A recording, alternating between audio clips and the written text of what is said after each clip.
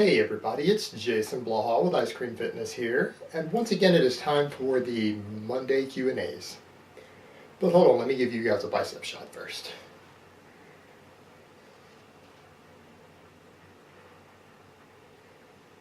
And you guys can probably tell I started my fat burners today. I don't know if you can see that, but I'm shaking. Gotta love that clean. Alright, first question. Are you going to build more muscle bulking from 10% to 15% body fat rather than 15% to 20% due to hormone levels changing, or is it a myth? Okay, this is a good question because people ask this a lot. No, it's not an issue of necessarily hormones changing. And people worry about things like estrogen. Well, I hate to tell you guys, but if your testosterone levels are up to speed, estrogen is actually anabolic. So if you're producing a fair amount of testosterone, if you're producing a little more estrogen, you might gain 1% more muscle. Because high estrogen levels combined with decently high testosterone levels produce more IGF-1 in the muscle tissue. So it's not a hormonal issue there. Now the thing that does become important is an issue of nutrient partitioning. And what that means is that as your insulin and other things circulate through the body and they deposit things like glucose and protein or convert protein that's converted to glucose gets shuttled into cells, the amount of muscle tissue you have, and trained muscle tissue is very insulin sensitive, and so it will tend to get more of your carbs than say your fat tissue will absorb. But the idea behind this nutrient partitioning is that more fat cells and more fat volume means a little more of the insulin going to fat cells.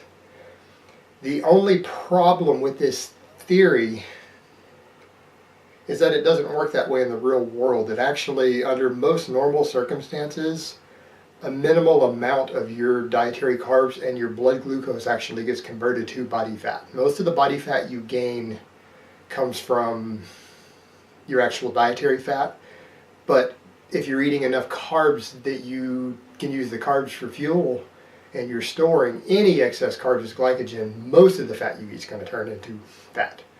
And by that same token, you run into the same issue. If you drop your fat too low to compensate for this, then your body will speed up de novo lipogenesis and it will start storing a lot more glucose as fat than it normally does under normal conditions. So you can't really get around that by saying, well, I'm just not going to eat fat.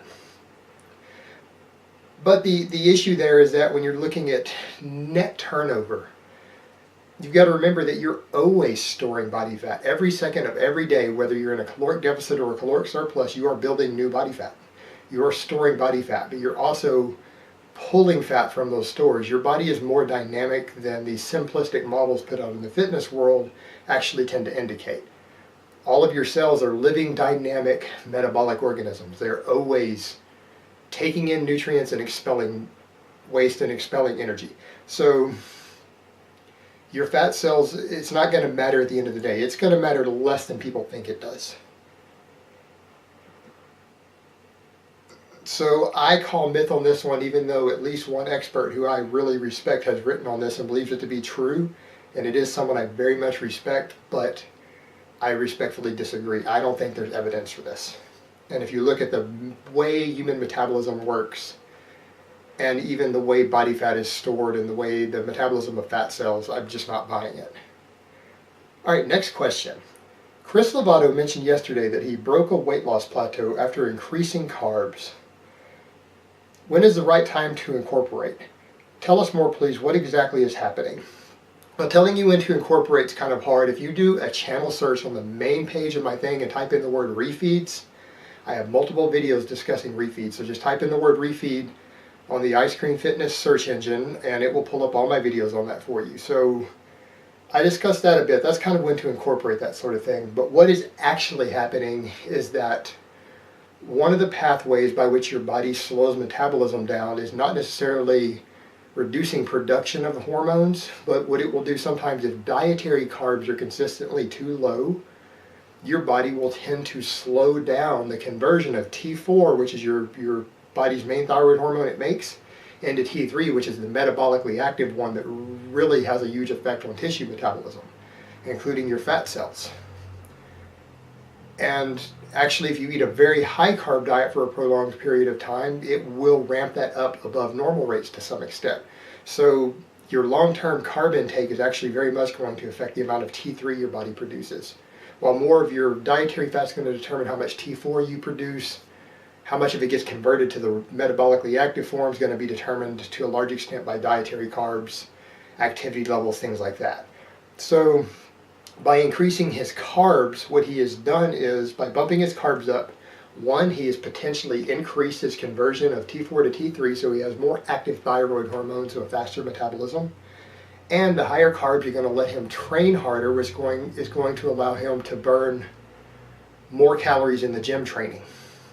So that combination can allow someone to break through a fat loss plateau through increasing caloric burn through 2 different pathways, and sometimes more. I'm not going to get into all the others, those are the big ones. All right, last question. I'm going to try to do 2 parts today. Jason, how can you tell if someone's half natty? That's a very good question. This is a big topic these days in the YouTube community. Now, here's my insider tip from me. What I do when I carefully assess their physique, if one of their glutes is bruised and has swollen spots from the injection sites, and the other glute doesn't, that guy's a half natty. Because he only injects on one side of his body. So there you have it.